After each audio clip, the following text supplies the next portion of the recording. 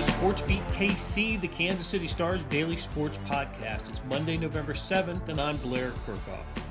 The Chiefs eked one out on Sunday, beating the Tennessee Titans 20-17 in overtime at Arrowhead. It was a slog, as Tennessee led most of the way, but Patrick Mahomes accounted for the game-tying touchdown, not with his arm, but his legs, and he led the game-winning drive in overtime. On today's SportsBeat KC, columnist Vahe Gregorian and beat writers Jesse Newell and Herbie Teope break down what we saw, and a spirited debate broke out on the panel. The topic: how much should the Chiefs be concerned about what happened? They dominated the snaps, but escaped with the victory over a team that didn't have its starting quarterback. What happens when the Chiefs play a similarly physical team like the Bills in the playoffs when they have their starting quarterback? I think you'll enjoy the conversation that started as a SportsBeat Live broadcast. Okay, let's get started. Hey, good morning from Kansas City, sunny Kansas City, and welcome to SportsBeat Live. This is our post-game show, essentially, even though it's the morning after. It would have been the morning after if we'd done it in Arrowhead Press Box also, but it's now Monday morning, and welcome to the show. Join us with your questions and comments, and let's talk about the Kansas City Chiefs 20-17 overtime victory over the Tennessee Titans at Arrowhead Stadium last night, early this morning. We're going to talk about it with Vahe Gregorian in the house, Herbie Teope, and Jesse Newell also here today. So, good morning, guys. When did I should ask when everybody got home, but I don't want to know that. That's it was very late for all of you, or very early. It was just several hours ago for all you guys. Nothing I know better. Who was latest. Who was latest, Vahe? Well, just surmising that since Jesse and I left at the same time, and he has a 45-minute longer drive. I'm amazed that you're up, Jesse. I won and lost the competition, so there you go, Blair. Nothing like a night game that goes into overtime, is it, boys? Blair, I do want to say this about me and Vi were walking out. I do want to give a shout out to the grounds crew out there that was picking up trash in the middle of the parking lot at 3 a.m. And my goodness, I've done some of those fundraisers before, whether it's like NASCAR parking people and things like that, but the dedication needed for that, and then also, to be out there and those sorts of things, man, I was like, my job is okay. I'm doing all right over here, because that would have taken a great need to raise money to be out there and do what those people were doing. So shout out to them. Tell you what, absolutely, if we drove by the Arrowhead parking lot right now, it would be spick and span. It'd be clean. They are out there all night, overnight, getting that thing cleaned up. I imagine that's true at every venue, but this is ours, and you're right, Jesse. They do a heck of a job. They are, and Chiefs fans, there's a lot of them, and they consume plenty. One last thing on that, Blair, is that actually it was pretty debris free driving Jesse to his car, which was a little farther away than mine. But had Jesse not been in my car, I would have driven straight into a tripwire that was right in front of me. And he suggested I weave to the right. I just didn't quite see it. Okay, enough about that. Well, and knowing the size of your car, Vahe, it probably would have been swallowed by the wire, I think. All right, guys, what a game last night. Someone explained to me, Vahe, we'll start with you since you wrote about it, how the one team picks up 499 total yards to the opponent's 229, collects 29 first downs to the opponent's 9. There are all kinds of statistics that showed a dominating performance by the Kansas City Chiefs, and yet the game was anything but dominating. Chiefs were anything but dominating in this game. So how did it happen? Why was this such a tight game in which, for 2.5 quarters, it looked like the Chiefs were going to lose this game? Yeah, and it's really the forensics of it are really strange, because this game doesn't add up in multiple ways. It doesn't add up that the Chiefs were in that position. In a way, it doesn't add up that they won. But how you get there with that lopsided statistical advantage it boggles the mind, but when you insert the idea that the Chiefs dropped 6 passes, which I believe I read was the most they've dropped in a game since 2009, one of those became an interception. They had all those penalties. Of course, that's a whole panel discussion in itself for both teams, the way that went. They couldn't run the ball. They couldn't stop the run. Well, they stopped it okay, but not enough to keep Tennessee off the scoreboard. So they had all these sort of self-inflicted things while having this whopping statistical advantage. And I would submit that they lose the game unless Patrick Mahomes has a 3rd and 17. There was a little bit of time left. That was still some 7 minutes. I don't like what they were going to have to, what that was going to become. And plus, you guys know this. We could feel that any Chiefs fan that was watching probably was pondering the same things we were in the press box, that were just this vibe of they're not going to win.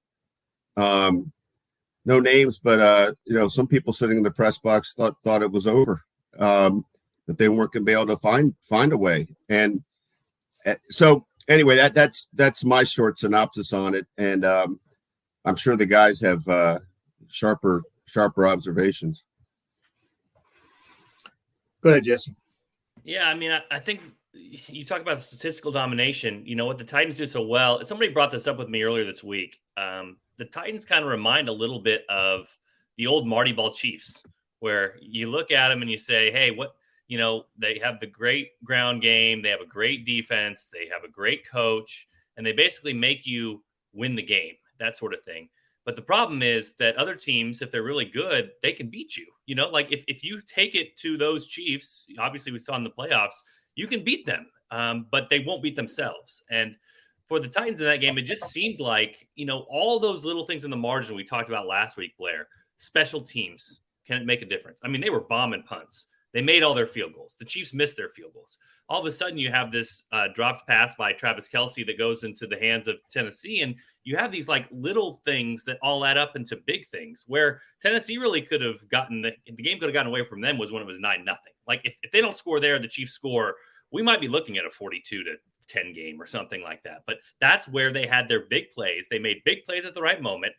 They kept them in the game in the first half. They took advantage of the Chiefs' mistakes, and then keeping it a close game meant that not ball control, but just using the clock, and then the punts, missed field goals, all those little things start to add up, and all of a sudden this game is close when really statistically it doesn't look like it should be. So that's kind of the game that Tennessee played. That's kind of the game that Marty Ball Chiefs played, that you sort of look up in the game like, how did the Chiefs win that game? Well, that's how they won it. That's, a credit to Mike Vrabel, his coaching staff, and obviously them getting a lot out of the players that they do have. But that game became ugly, just like the Titans wanted to, became physical, just like the Titans wanted it to. And that's why they were in at the end and very easily could have won. I tell you, Herbie, I saw where the Chiefs did not score on 7 straight possessions, which matches the longest stretch by a Patrick Mahomes team. And part of that was a missed field goal by Butker. But yeah, after the Chiefs made it 9-0, series after series after series, the Titans just muscled up on the Chiefs. And to me, until the very last possession where the Chiefs got a couple of sacks on Malik Willis, the Titans won both sides of the line of scrimmage. And that's, if we're looking at a deep playoff run for these Chiefs, that's a little concerning, isn't it? That they got out muscled on both sides of the ball. Yeah, I absolutely agree with that. And, we go back to the Titans. It's the Titans. I know we don't like to look at past history, etc., but last night was a reincarnation of all the past history of the games that they've played against the Titans going back to 2013. It's always like this. Now, I was not one of the ones in the press box that was saying, yeah, the game's over. But, I'm not going to lie. I was leaning that way because of just the way the game was going and the way it had to feel to it. Put it this way. They ran 51 plays. I'm going to say the Chiefs dodged a massive bullet last night for a couple of reasons. Number one, the Titans ran 51 plays. Derrick Henry he only recorded 30 of those 51 snaps. I don't know what happened there, but, they somehow got away from Derrick Henry. Malik Willis, if that's Ryan Tannehill under center and not Malik Willis, this game is a lot different. I think right now we're going to be discussing how the Chiefs lost as opposed to how they won. Malik Willis only completed, well, actually, he didn't complete a pass at all to any of his wide receivers. It was just the tight end show. So, the Chiefs, what was kind of concerning to me was this performance coming off of a bye week. I think like midway through the third quarter, we're saying, how is this possible they're performing like this coming off of a bye? We all know Andy Reid's incredible record coming off of a bye. So I was a little surprised at how they came out and performed. I probably am going to fall on the opposite end of this. I mean, yeah, the Chiefs should have played better, but the most important thing is the win, and they managed to do that at home. I mean, look at these 3 home wins that they have against the Raiders, the Chargers, and now the Titans. It feels like all those games is sort of like they didn't play well. They didn't play up to their standards. We can talk about that all we want to, but they got 3 wins in that, and they lose to the Titans there. We talk about all of a sudden, okay, they're behind them in the standings. What happens with the seeding? It looked like they're going to make up a game on the Bills after the Bills lost unexpectedly to the Jets. So it's one of those things kind of depending on your perspective. Did the Chiefs play up to their standards, up to what we think they can do? No, but like in the grand scheme of things, you look at an NFL Sunday where Bills lost, Chiefs won, Chiefs kept themselves comfortably ahead of the Titans, who have just the easiest schedule ever, it seems like, every single year because they play in the division that they do. That was a big win for the Chiefs. And so however they got it done, we can talk about, hey, Malik Willis didn't do that and Derrick Henry didn't do that. I mean, you have to give some credit to the defense too, because the second half, they were amazing. They forced all those punts. They got up there to the line of scrimmage. They changed up their front to put 5 guys on the line of scrimmage and rolled up a safety and said, hey, Malik, if you're going to make a pass down the field, single coverage, go ahead and do it. And then the Chiefs secondary stepped up and made sure that none of those passes were complete. So, I mean, we can talk to death about how the things the Chiefs didn't do. I think it is worth noting that, there are some things the Chiefs did do in that second half to be able to win that game. And the bottom line is, whether they won by 100 or they won by 3 in overtime, they got the win. And that's what's most important for the standings and the overall outlook for this season, and trying to keep that 2 seed and stay right behind the Bills, and or sneak up and try to catch the Bills and get that overall number 1, which would be a huge boon if they were able to do it. Couple things just to add to that too, Jesse. I mean, your last words were in a way the most significant, I think. I mean, yesterday was such a net win for the Chiefs that they're now tied with the Bills. And I know the Bills own the tiebreaker, but there's a lot of different ways now that the Chiefs may not have to be facing the idea of literally going through Buffalo in January to get to the Super Bowl. And that's a huge change just in that sense. The other thing, and I really agree with Jesse's point on this. I know it's very easy to pick holes in elements of the Chiefs, and you can look game to game and say, boy, that's a big concern. And then they kind of just keep winning. And they've won against different teams, different styles. But Blair, the first thought I had as I was hearing some of these thoughts, I'll take us both back to the mid-'90s, covering some of Nolan Richardson's teams when they were on the way to winning the national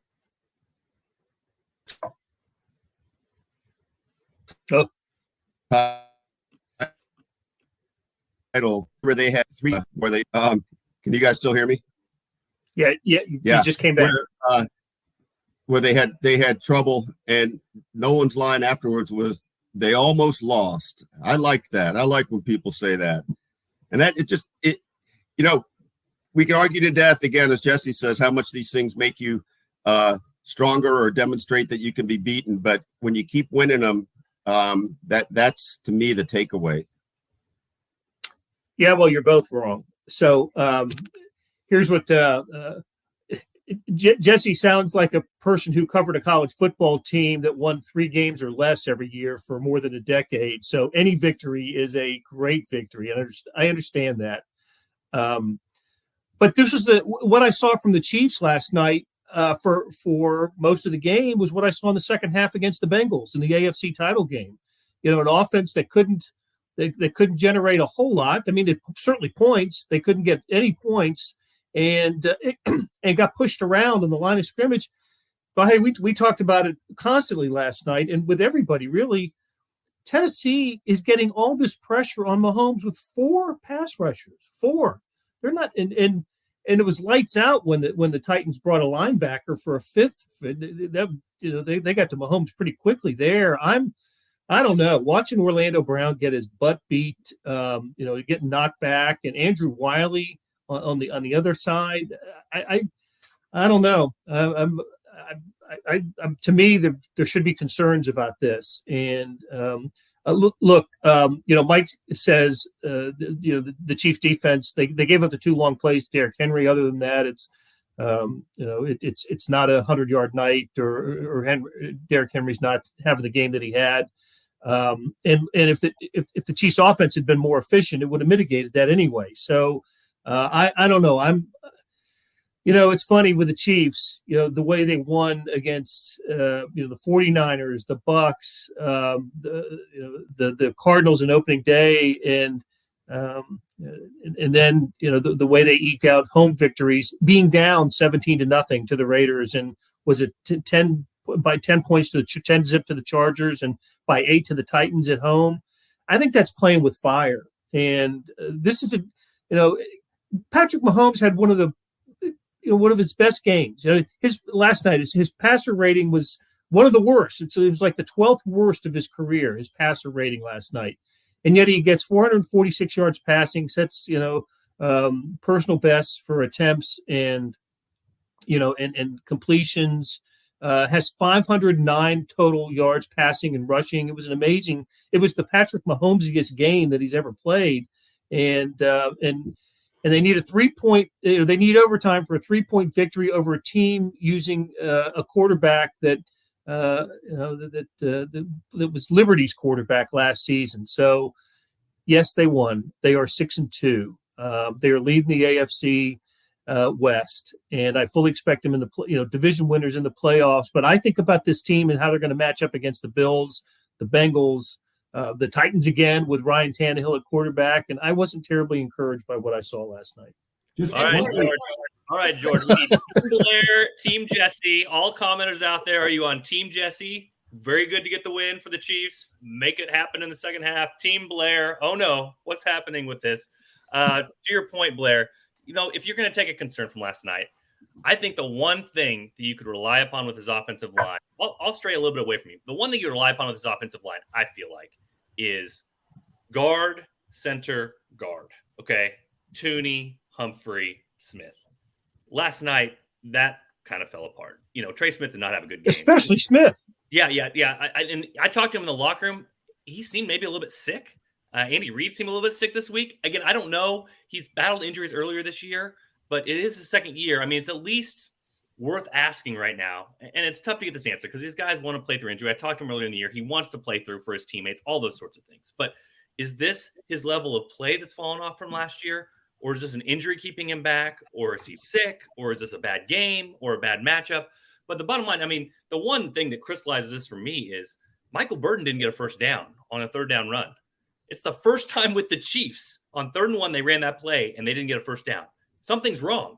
Trey Smith got beat. He's never gotten beat on that play before. He got beat. And so you talk about the tackles, I'm waiting for the Pro Football Focus grade. I'm waiting for the All-22. I think Mahomes has to wear some of that. Like, he was not finding receivers. He was not throwing the ball. He was holding on to it, and he made a million plays late. But sometimes the tackles are doing their job, and if you just don't throw it and you back up that far, you're going to get tackled. You're going to get sacked. And so I think Mahomes has to wear some of that. But I think the bigger concern for the Chiefs, and this goes back to the running game too, is that Trey Smith last year, along with his other two, were maulers in the run game, and they were maulers when in short yardage, and they were maulers when it came to not allowing pressure, and he has not looked like himself. So I don't know a solution to that other than you feel like he's going to get healthier and better. But if there is a major concern from that, I would say that's it. As far as the Chiefs' big picture, are they a little bit worse than I thought they were for the season? Yeah, a little bit, but I still think they're the second best team in the NFL. I still think that they're going to be a 5-point underdog when they play that game in Buffalo at the AFC Championship game if Buffalo holds its seed. Now, again, getting the win and the Buffalo loss, it moves them a long way toward potentially maybe still sneaking into that 1 seed. That would make the biggest difference this year. So, yeah, you can frown a little bit, but I'm still on the fact that, man, the Chiefs, if you could have given them the option yesterday before the game started, Bills lose, Chiefs win, that kind of swings a lot of this season where this potentially could go. So I think especially if you're a fan out there, you have to be happy about that. But I will say this, right? I will say this, Herbie. Tomorrow is Election Day. So Team Jesse, let's get it down there, right there on the bottom. Team Jesse, let's go. Let's go. I'm fully in the camp of Team Blair. Okay. I'm going to be cynical here. We've seen what the Chiefs is. We've seen what the Chiefs are capable of doing. And Blair, you nailed it. when you mentioned we see what they do against the Tampa Bay Buccaneers, then the number one defense in the NFL. We saw what they did when they took it to the San Francisco 49ers, then the top defense in the NFL. And then against the Titans, a run-of-the-mill average type defense, and they get bullied like that. You have to be concerned. You're right. It goes back to the Cincinnati game where the Bengals defense just imposed their will. If you want a championship team, and I understand Andy Reid saying, you every now and then you have to win these kinds of games, but you also have to impose your will. I wanted to see that physicality. That's got to carry over. And I just couldn't understand what was going on last night. It was one of those games I was like, it's the Titans. I don't know what it is about the Titans. They just seem to have something on the Chiefs. Well, hey, your team, Jesse, right? Come on. You know what? I'm team normal. I mean, I'm sorry. I'm team Vahe. Here's the thing. I fundamentally agree more with Jesse than you, Blair. But the one thing, and Jesse, I think is not. You can stop talking now, Vahe. That was good enough. Go on to the next topic. He's not saying this any less than I am. But I guess I wouldn't suggest that status quo is going to be good for the Chiefs here, right? Something's got to get figured out, and I think the crux of it really is this: where does the running game? Where is this on the running backs, and where is it on the line when the running game is a non-starter? And there's a little bit of both always.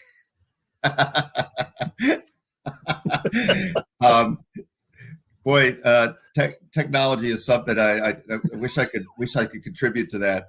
But I think that's really, they find ways to get away with things, and that's the beauty of having Patrick Mahomes. And then they can reset and play again next week. And I bet you anything, we're going to have a couple games down the stretch here where you feel like, God, look how they played. I can't believe they struggled in so many other games. And we're going to have a couple more games where it's like, I can't believe they couldn't pull away from that team. Some of this is just the nature of the matchup.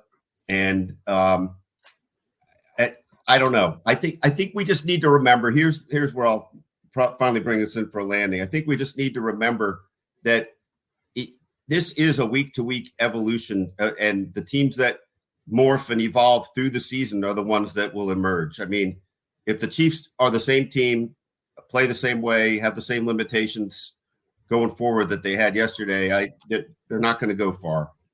But we've seen them go to 4 straight AFC championship games, and we've seen times where you didn't think they were going anywhere at this time of year. I happen to remember a particular loss to the Titans a couple of years ago where that looked like that was it, and things worked out. Okay, Roy. Sorry, Roy. One of our great audience members, Roy, weighs in. Can we immediately boot him off? George, is there a way to make sure that Roy doesn't join us anymore? No, Roy, we appreciate it. I do have another stat for you guys, just while we're talking about this, and pinning everything on the offense, and this is just so weird. So, Chiefs kickers this year on field goals, and we're combining all of the 3 they've had: 11 for 16 on field goals. Opposing kickers on field goals, 12 for 12. Chiefs kickers on extra points, 24 for 27. Opposing kickers on extra points, 19 for 19. So this is an area where maybe, again, the concern here, what is the concern level with Harrison Butker? I don't know the answer to that right now, but that is also a number right here where the Chiefs sure could stand to make a few more field goals or a few more extra points and help their offense out a little bit, just because right now that's costing them. I mean, yesterday, that's a whole different game if you make an extra point and a field goal and another field goal, and this sort of thing doesn't come out of the wire like it does. With Butker, though, he's always had that strange issue with extra points. Like we've written about it over the last couple of years, and it's always a matter of him adjusting to how he's lining up. Correct me if I'm wrong. Was it the 2020 season, the COVID year, where he was always having issues with extra points? Is that 2020? Maybe. I know there was a year he missed like 4 or 5 of them. Yeah, and it was a matter of him adjusting. Dave Tobe would have him adjusting where he lines up on the hash marks, and I think he might be doing that again this year. Based off of him coming off of that ankle injury, maybe he's adjusting how he's planning. Of course, I'm speculating here. We might have to ask him about it again. But yeah, you're right. You have to be concerned when your kicker is also missing, what's normally a chip shot for him. But seriously, to Roy's point, just another stat that came out of last night's game. Mahomes was pressured on 18 of his dropbacks against a 4-man rush. That's the most ever against a Mahomes team. Now, look, he dropped back. What was it? 68 pass attempts, the third most in NFL history. So, still a large number and too high a percentage, I think, of pressures when he drops back. Too high, Blair, and I want to shout out Mike's comment because I completely agree with this. This is, remember the 49ers game? They were rolling out. They had quick passes. They were moving the pocket. Yep. Moving the pocket, all those sorts of things. So it seems like when they scheme and get ready for this, they kind of play around it. They did not play around it last night. They basically dropped him back. Mahomes felt a little pressure. And we've seen this happen to him where he feels a little bit pressure early in the game, like the Indianapolis game, and he starts to just kind of get a little fidgety, and then he gets a little hesitant on his throws. And so, like I said earlier, I mean, Mahomes has to wear some of this, I think, because some of the pressure rate does go to the quarterback and him not making decisive decisions, but some of it also is just game plan. And maybe the Chiefs underestimated what Tennessee was going to do to them because you did not see as many adjustments with the passing game to get the ball out quicker and make sure the pressure didn't get home. Tell you what, though, that 3rd and 17 run, that's one of the plays of the year for the Chiefs. That was amazing. And Vahe, I know you wrote about Mahomes, but not only that, but the touchdown run, the 2-point conversion run, that was in maybe in different ways. That was just a great gutsy effort by Mahomes. That's kind of bottom line for me, Mahomes in this game. Yeah, that's how I feel too. I mean, look, it says something that the guy throws for 446 yards, sets Chiefs records for passes completed and attempted. Those are the third most passes, tied for third most passes in NFL history, and he effectively won the game with his legs. And I don't know, maybe it's just a number that hits me, but that's 17 yards against an NFL defense that has some pretty stout guys up there. And we talked a little bit to him about it last night. I asked him about, when he kind of understood that he was committed to the run, and, not much sooner than he broke the pocket. But the real question I had for him was, did you actually think you were going to get 20 yards? I mean, and he didn't really leave thinking he was going to be able to get the first down. He just hoped he could get close. But then, the key was seeing the safety overcommit, and he cut it back. What's funny when you look back at the clip is I couldn't figure out the right way to write this, but it reminded me a little bit of one of those electric football scenarios where, one guy seems to know where he's going and everybody else is just kind of, trembling away and pirouetting away in spirals and just players strewn on the field. And just like that, I really felt like the game reset at that moment. I mean, it was, you just sort of thought, well, okay, here's how they do it. And by the way, it needed to reset, not only because time was running out, but we didn't really get to talk about this, but my goodness, they were dawdling. I would go as far as to say dawdling on that drive, that they got the ball back with, I think, 9:54 left at their own 7. And that drive was taking like 6 or 7 minutes. There was no urgency in that drive, other than to score, apparently, which, worked out. Well, yeah, I remember thinking at the time that they need to hurry up and score with about 3 minutes to go with all their timeouts, so they can get the ball back with less than 2 minutes to go. And if they scored and missed the 2-point conversion, which was a possibility on a couple of snaps before, but the Titans were called for penalties. I wanted to touch on a couple other things. You talk about pivot points in the game. One that we haven't talked to, we didn't talk about much after the game, and even when it happened, just because of the I'm sorry for laughing, but Pete Gradhoff has weighed in as well. So well done, Pete. The Nick Bolton tackle is where I'm getting at. That was that was a heck of a play. Defensive play of the game provided by Nick Bolton. On the short pass, I believe it was to Henry. Was it to Henry? But anyway, on 3rd and short, and he stuffs it for a 2-yard loss, and it takes Tennessee out of field goal range when they had the 17-9 lead. and the Titans had to punt, and that set up the Chiefs tying touchdown drive. The other the other play that deserves some conversation is the Noah Gray catch.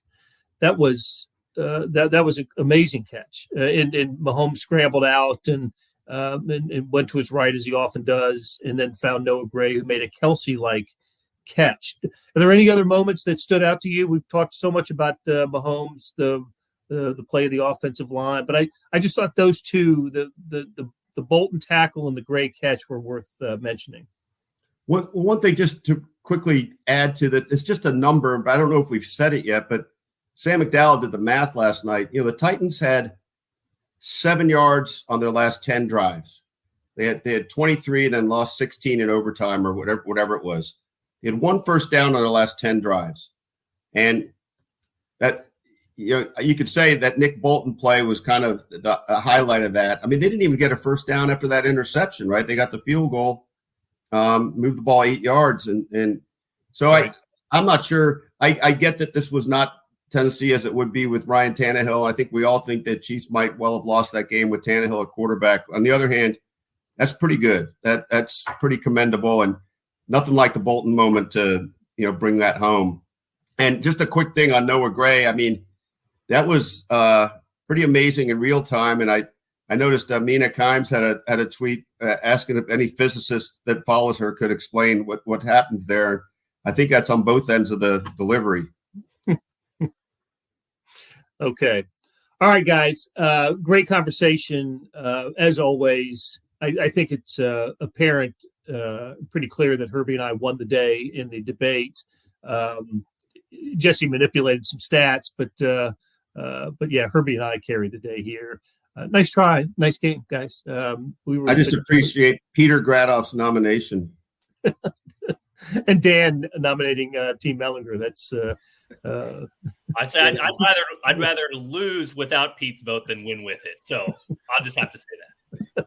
They relied on write-in votes, Blair. They did. They did. That's right. On the day before the election, we got some ballot counting issues here. So anyway, that'll do it for today. Thanks to our producer, George Howard, and the rest of the SportsBeat KC staff of Monty Davis, Randy Mason, and Jeff Rosen. Tip of the cap to Vahe Gregorian, Jesse Newell, and Herbie Teope for sharing their insights. Morning Sports Edition is America's best digital sports page. It had all of the Chiefs and NFL coverage and everything else that happened in sports on Sunday. How do you get it? liveedition.kansascity.com. That's liveedition.kansascity.com. Hey, thanks for listening, and we'll be back soon with another SportsBeat KC, where we talk sports in Kansas City every day.